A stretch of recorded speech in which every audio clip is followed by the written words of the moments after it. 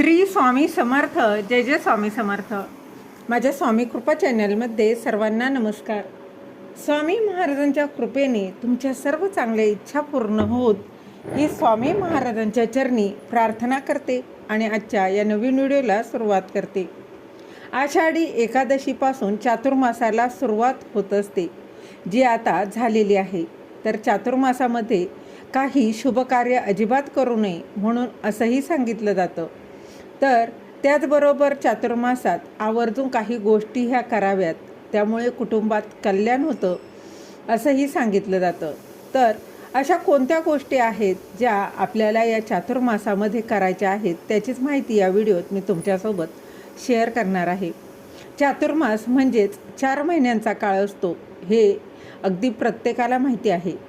तर आषाढी एकादशीपासून ते कार्तिकी एकादशीपर्यंत हा चातुर्मास मानला जातो आणि यंदा 25 जुलैला चातुर्मास सुरू झालेला आहे आणि तो 21 नोव्हेंबरपर्यंत असणार आहे.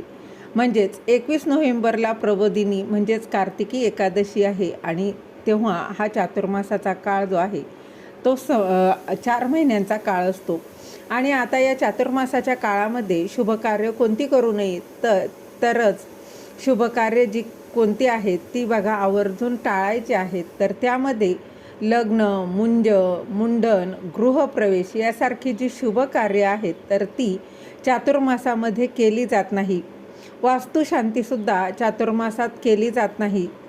तर का बरं ही शुभकार्य चातुर्मासात करत नाही, तर अर्थात भगवान श्रीहरी विष्णू जे आहेत तर ते चातुर्मासाच्या काळामध्ये क्षीरसागरामध्ये शयन करत असतात, विश्रांती घेत असतात आणि देवाच्या या अनुपस्थितीमध्ये शुभकार्य होत नाहीत, ही त्यामागची एक धार्मिक भावना आहे.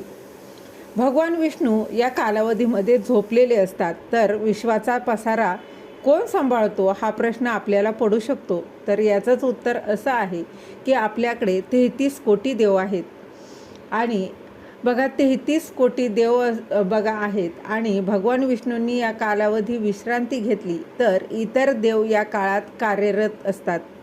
म्हणून वैश्विक कार्य सुरळीतपणे सुरू असतं आणि जशी नोकरीत आपण बघा रजा घेतली म्हणून ऑफिसचं काम थांबत नाही आणि बघा सुट्टी संपल्यावर आपल्याला आपल्या वाटेचं काम जे आहे ते करावंच लागतं. अगदी त्याचप्रमाणे भगवान विष्णूंची योगनिद्रा पूर्ण झाल्यावर ते पुन्हा ते कामात रुजू होतात आणि या काळात भगवान शिवशंकर, भगवान भोलेनाथ तो पदभार जो आहे तर तो सांभाळतात.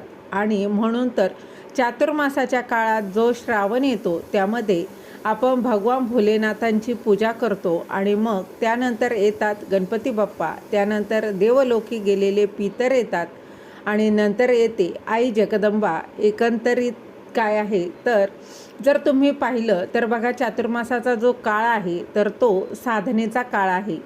चातुर्मासाच्या या काळामध्ये जप, तप, ध्यान, उपासना, साधना करण्यासाठी हे 4 महिने राखून ठेवलेले आहेत. म्हणून तर या 4 महिन्याच्या काळामध्ये भरपूर सण, उत्सव, व्रतवैकल्य येतात आणि सगळ्यात महत्त्वाचं म्हणजे वेगवेगळ्या देवतांची उपासना जी याच काळामध्ये केली जाते. यामागे कुठलंही बघा शुभकार्य करू नये असंही म्हटलं जातं. तर बघा या काळामध्ये तुम्ही साधनेसाठी, उपासनेसाठी करण्यात येणाऱ्या सगळ्या गोष्टी अगदी तुम्ही करू शकता. हेतू हा बघा की वैयक्तिक सुखाचा विचार न करता, वैयक्तिक बघा सुखाचा फक्त न करता साधना तुम्हाला वाढवायची आहे, उपासना वाढवावी आणि ईश्वराप्रती समर्पित असावं आणि तोच उत्सव साजरा करावा. हा या चातुर्मासाच्या काळाचा मेन हेतू आहे. तर आषाढी एकादशी ते कार्तिकी एकादशीपर्यंतचा हा 4 महिन्याचा जो काळ आहे हा पावसाळ्याचा काळ आहे. हे बघा तर या अत्यंत पवित्र आणि आध्यात्मिक दृष्टिकोनातून हा काळ महत्त्वाचा मानला गेलेला आहे. या काळात बघा निसर्गात बदल होत असतात, वातावरणात नकारात्मक ऊर्जा वाढण्याची शक्यता असते आणि म्हणूनच चातुर्मासात घरामध्ये सुखशांती, समृद्धी टिकून राहावी यासाठी बघा साधे सोपे उपाय करायलाही सांगितले जातात. त्यापैकीच एक उपाय म्हणजे चातुर्मासाच्या काळात रोज पाण्यामध्ये मीठ टाकून त्या पाण्याने फरशी पुसावी. बघा, वास्तुशास्त्रानुसार मिठाच्या पाण्यानं घर पुसल्यानं घरातील नकारात्मक ऊर्जा नष्ट होते, घरात शांतता आणि सुखसमृद्धी येते. चातुर्मासाच्या काळात हा उपाय आवर्जून करावा. आणि दुसरा उपाय म्हणजे रोज संध्याकाळी किंवा सकाळी भीमसेनी कापूर घरामध्ये जाळावा. कापूर जाळल्यानं निर्माण होणारा धूर हा घरातील वातावरण जे आहे ते शुद्ध ठेवतो आणि पवित्र करतो. त्याचबरोबर कापराचा दैवी सुगंध हा मनाला शांतताही देतो. अनेकांकडे बघा, संध्याकाळच्या आरतीच्या वेळी कापूर लावण्याची जुनी परंपरा आहे, ज्यामुळे घरातील कलह, मानसिक ताण हे देखील याने दूर होतात. चातुर्मासात रोज संध्याकाळी घराच्या मुख्य प्रवेशद्वारावर म्हणजे द्वाराबाहेर दिवा लावणं सुद्धा शुभ मानलं जातं. हा दिवा शुद्ध गाईच्या तुपाचा किंवा तिळाच्या तेलाचा आवर्जून असावा. प्रवेशद्वारावर दिवा लावणं म्हणजे साक्षात माता लक्ष्मीचं स्वागत करणं. त्यामुळे धनधान्याची कमतरता भासत नाही आणि घरात शुभ ऊर्जेचा संचारही होतो. तर चातुर्मासाच्या काळामध्ये हिरव्या पालेभाज्या खाणं टाळावं. वांगे, मुळा, कांदा, लसूण यासारखे पदार्थसुद्धा खाऊ नये असंही म्हटलं जातं. त्याचबरोबर मांस, मच्छी असेही कोणते म्हणजेच तामसिक अन्नही ग्रहण करू नये असंही म्हटलं जातं. म्हणजेच काय तर सात्विक आहार घ्यावा. तर बघा, या सगळ्या गोष्टी पाळायला नाही जमल्या तरीसुद्धा तुम्ही एक गोष्ट नक्की पाळू शकता, आणि ती म्हणजे चातुर्मासाच्या काळात सूर्यास्ताआधी तुम्ही जेवण करावं. ज्यांना हे शक्य आहे त्यांनी ही गोष्ट नक्की पाळावी. बघा, फक्त सूर्यास्ताच्या आधी जेवायचं म्हणजे संध्याकाळी 7 वाजेपर्यंत जेवण झालं पाहिजे.